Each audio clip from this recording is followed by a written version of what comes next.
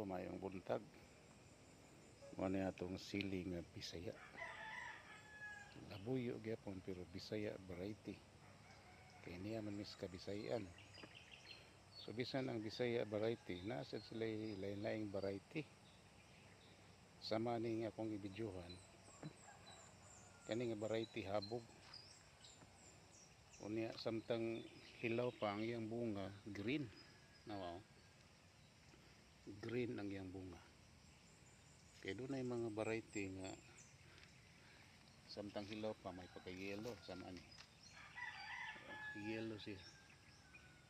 Pero kini samtang green hilaw green siya. Habog siya. Taas. Daghan ko ron bunga. Kaniyo. Dahag bunga. So ako ni obserbahan kung maayo ba ni kayo mo ni daghag bunga mo ni akong padaghan nun kay mahal ang Bisaya diri tag 380 ang kilo.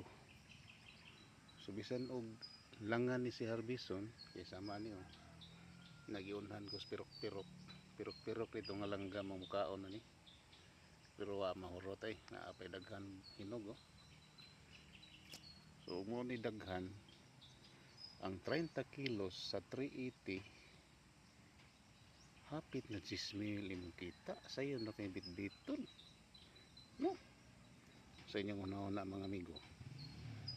So kamong naman wa pa man nanom diag siling Bisaya namoy dakong yuta wala pagsugod na mo pananom kay 5 ka buwan gikan karon maka-harvest na mo mahal kayo moabot pag libo gani usahay. Nainabtan ako diri nga tag 450 ang kilo Bisaya.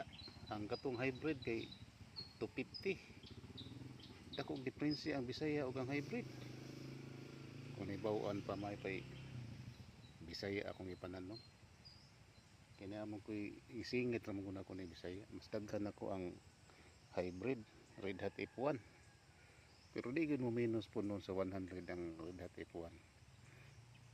Last na ko nagbaligya 80 ang kilo pero okay ra kani 380 wagid mo boss pag kanindota. Okay, thank you very much. Pananom na mog sili diha. Bye bye.